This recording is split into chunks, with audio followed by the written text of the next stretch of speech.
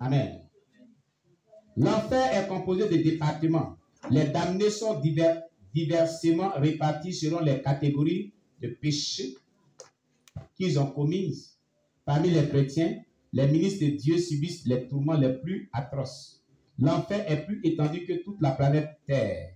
Sa population dépasse la population mondiale actuelle. Elle est incomptable comme les grains de sable. Il y a de la bagarre en enfer, particulièrement entre les incroyants et ceux qui portaient le nom de chrétiens. C'est-à-dire que la bagarre se produit entre ceux qui rencontrent des gens qu'ils ont connus dans le monde et qu'ils considèrent comme étant ceux qui les ont empêchés à entrer au ciel. Donc, voir ces genres de personnes en enfer est comme le fait d'ajouter davantage de tourments à leur regret. L'enfer est un lieu de séparation éternelle d'avec Dieu. Ceux qui y ont atterri ne peuvent plus se réconcilier avec Dieu. L'enfer est un lieu de remords, de pleurs et d'agonie. Il est rempli de ténèbres et c'est un lieu puant qui sent une puanteur indescriptible. Certains démons dans le gouffre béant mangent la chair des damnés. Cependant, ces gens ne meurent pas. Ceci est un mystère et Dieu est digne d'être craint. Après m'avoir montré les constructions et les couronnes de certaines personnes au ciel, le 24 mars 2015, ce que j'ai rédigé dans mon livre intitulé Le Prix. Du 1er avril 2015, le Seigneur Jésus-Christ de Nazareth m'est apparu et dit, « Fils, j'ai quelques personnes à te montrer en enfer. Ne crains pas le feu, car il ne te causera aucun dommage. » Nous allons nous promener à l'intérieur de l'enfer. Il m'amena alors hors de ma maison pour se rendre en enfer. Voici comme on avait introduit le message la dernière fois. Maintenant, la suite de ce message. Pendant que nous étions encore en chemin vers l'enfer, il me dit, « Fils, dans le jour d'Akab, tous les prophètes prophétisaient pour lui plaire, excepté Élie et Michée. Même quand Akab et Josaphat voulu aller à la guerre, tous les prophètes d'Akab lui avaient prédit le bonheur, mais Michée a prophétisé selon la parole du Seigneur. Depuis le commencement, Akab haïssait Michée, parce qu'il disait toujours ce que le Seigneur lui recommandait de dire. Akab l'a emprisonné parce qu'il avait dit la vérité. 2 Chroniques 18, verset 1 à 34. Et là, cette histoire. Jésus-Christ de Nazareth m'appela fils et dit, « Sais-tu pourquoi je t'ai dit ceci ?» Et je répondis non. Il dit alors, « C'est parce que beaucoup ont écouté tes paroles, qui sont le résultat du message que je t'ai confié. Et cela te fait mal. Je t'observais, je regardais ton cœur. Quelquefois, tu as l'impression que les messages que je t'ai donnés sont une punition pour toi, parce qu'ils ont amené plusieurs personnes à te détester. En l'occurrence, les pasteurs, les gens t'insultent du téléphone et dans les SMS qui te laissent toujours dans la douleur. Qui s'est banni, Dieu lui a donné ses expériences. Où il dénonçait les mèches, les parures, les bouts d'oreilles, les fonds de teint, le fait de défriser les cheveux, les huiles décapantes, les habillements sexy, les pantalons que les gens portaient. Ils dénonçaient vraiment tout ce qui était paru extérieur comme intérieur. Ils parlaient du dépouillement. Alors les pasteurs ont commencé à le détester. Les gens le téléphonaient pour l'insulter, pour l'injurier. Alors lui, il se plaignait à Dieu. Il dit, pourquoi me donnes-tu les messages comme ça? Puis regarde ce que j'ai dit. Et Jésus dit qu'il voyait tout cela. Quand vous prêchez le dépouillement, vous ne pouvez pas être aimé. Même si quelqu'un dit qu'il t'aime, c'est de l'hypocrisie. Il ne va pas t'aimer sincèrement. S'il n'est pas pour le dépouillement, il va te pointer du doigt. Nous l'avons vécu.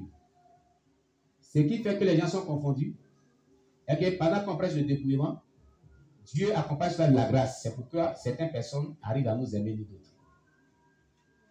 Sinon, sans ça, celui qui prêche le dépouillement est détesté. Parce que le dépouillement dénonce ce que l'homme croit normal dans les assemblées chrétiennes aujourd'hui. Vous comprenez? Donc, tu ne peux être aimé. Tu seras haï. Tu seras détesté. Tu comprends? Mais prends courage parce que tu es dans la vérité. Amen. Donc Jésus lui disait qu'il avait des douleurs. Je vois toutes ces choses. À chaque fois que cela te fait mal et que tu as l'impression qu'il faut arrêter de prêcher les messages, tu me fais rire. Et je dis, mon fils ne sait pas que je suis au courant de tout ce qui se passe dans ton cœur. Et il désire vivre avec moi dans le paradis. Il ne sait pas qu'il doit souffrir ce que j'ai souffert. J'ai connu la haine et mon fils doit souffrir à cause de la haine. Jésus lui disait qu'il a connu aussi la haine. Les gens l'ont haï aussi. Et donc lui aussi, il devait connaître aussi la haine. Si Jésus a connu la haine, nous les chrétiens de nos jours, nous allons connaître aussi la haine. Les gens vont nous haïr aussi. Il dit, si on traite le bois vert ainsi, à plus forte raison, le bois sec. Amen. Alléluia. J'ai souffert le rejet et mon fils doit être rejeté. J'ai souffert entre les mains des dirigeants des peuples juifs et mon fils doit souffrir entre les mains des leaders de la chrétienté. J'ai été insulté et mon fils doit être insulté. Tout chrétien doit aussi être insulté. Parce que Jésus-Christ a été insulté. Moi aujourd'hui, si un chrétien, quelqu'un l'insulte, tu me connais, c'est moi qui insulte. Pourquoi il m'insulte? Pourquoi il m'insulte? Pourquoi il m'insulte? Quand ils ont insulté Jésus-Christ, c'est ce qu'il a fait. C'est ce que Jésus a fait. Pour insulter la sœur Mélissa, tout de suite, tu vas voir. Moi, je la connais. Ou elle ne reste pas à l'étranger, comme on le dit. Pour insulter quelqu'un ici, tout de suite, tu vas voir. Il va te montrer, comme les gens le disent, qui a mis le dos d'Aboko. Non, c'est qui a mis le dos d'Aboko, c'est Dieu. Maranatha! On acclame le Seigneur Jésus-Christ. Puisque Jésus a été insulté, les enfants de Dieu doivent aussi être insultés. C'est ce que Jésus est en train de faire comprendre à Christ le banni. Il a été humilié. Les enfants de Dieu doivent aussi être humiliés. Vous voyez, Jésus de Nazareth m'appela, fils. Chaque fois que je te vois pleurer, je ris. Toujours parce que tu ne comprends pas vraiment pourquoi je te traite de la sorte. Quand lui pleurait, là, il dit c'est Jésus. Il ne comprend pas pourquoi Jésus lui-même le traite de la sorte. C'est Dieu supérieur qui vivait cela. Qui pleure ici souvent quand les choses lui arrivent? Levez-les-toi! Qui pleure souvent quand les choses lui arrivent? Vous n'avez pas encore compris pourquoi Jésus vous traite de la sorte. C'est ce que Jésus est en train de dire. Tu n'as pas encore compris pourquoi il te traite de la sorte. Le jour que tu vas comprendre, tu vas arrêter de pleurer. Tu vas arrêter de pleurer. Mais c'est parce que tu n'as pas encore compris. Amen. C'est de cette manière que j'ai traité mes élus.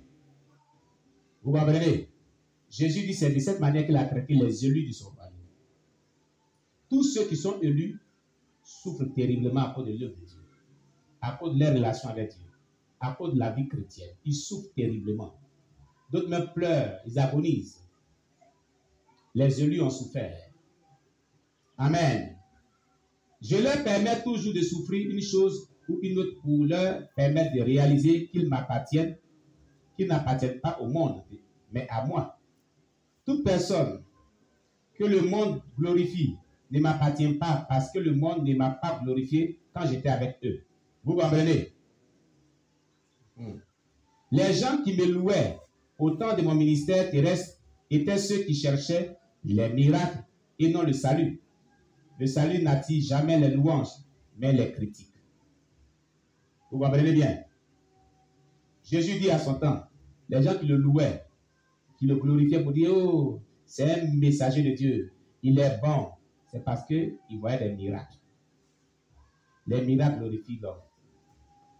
Mais le salut, le message du salut de la sainteté apporte des critiques. On te critique, on te calomnie, on t'injurie, on te humilie, on te hait. On ne t'aime pas. On te quitte. On ne veut même pas rentrer en contact avec toi. On dit que tes messages sont durs. On dit que tu n'es pas vraiment souple. On dit que tout ce que tu connais, c'est ça seulement. Il n'y a pas autre chose que de parler du péché, d'énoncer le péché. On n'aime pas celui-là qui prêche, qui dénonce le péché, qui parle de repentance, qui parle de sanctification, qui parle de crainte de Dieu, qui parle d'obéissance, qui parle de l'enfer, qui parle de l'enfer et des souffrances de l'enfer. On déteste un tel prédicateur. Qui dit la vérité, on le déteste. Ça attire des critiques, des diffamations, des calomnies sur lui. Mais s'il dit que tu vas voyager jusqu'aux États-Unis, on dit voilà. C'est qu'on attendait depuis longtemps. On va faire ses éloges. On va le glorifier. Tu vas te marier. C'est ça là qu'on attendait depuis longtemps. Ah, enfin. On dirait qu'il a compris maintenant. Il a changé son message maintenant. Bien-aimé, vaut mieux connaître la vérité pour être sauvé. C'est la vérité qui donne le mariage. C'est la vérité qui donne le bonheur. C'est la vérité qui donne le salut. Regardez hier. Et vraiment, on souffre aujourd'hui, hein. Un leader me posait une question hier, une personne parmi les leaders. Il disait que elle regardait une certaine prédicatrice qu'on appelle Sylviane sur Béni TV. Moi, je n'écoute pas ces gens de personnes parce que c'est une abomination parmi les abominations. Qui prêchait et qui disait qu'écouter les chants païens n'était pas un péché. Pourvu que ça t'apporte joie, tu peux danser même à la gloire de ces chants païens dans l'une de ses prédications. Et elle-même l'avait dit qu'à l'occasion d'un culte, elle a mis un chant païen, tout le monde dansait à la joie. Regardez les choses pareilles. Regardez comment une peu du diable est planifié. Hein? Regardez comment on peut célébrer le diable. Regardez comment c'est un blasphème. Parmi tant de blasphèmes. Qu'est-ce qu'on a à voir à prendre des chansons païennes? On dit pourvu que ça apporte la joie.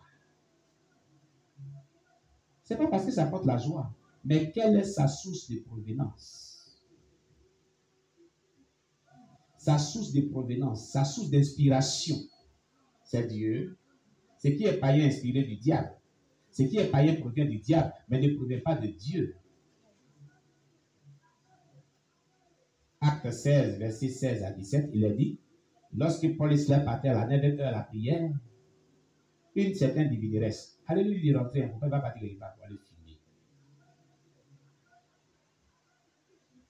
Alléluia. Une divineresse disait, ces hommes-là sont les hommes de Dieu, qui montrent la voie du salut. Ce qu'elle disait était vrai. On a déjà prêché ce texte plusieurs fois ici. Mais la source de provenance était du diable. Ce n'est pas parce que quelqu'un dit quelque chose qui est vrai, mais une révélation qui est vraie, mais il faut savoir cette révélation provient de quelle source. L'esprit de Python dit aussi des vérités.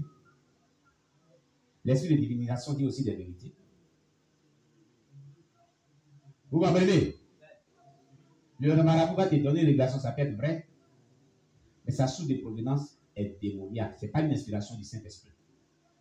Donc quand elle dit aux gens que pourvu que tu t'apportes la joie, ce qui m'a scandalisé, moi je ne l'écoute pas, mais la jeune dame qui parlait là disait comme ça que elle a même mis ça à l'église, les gens dansent.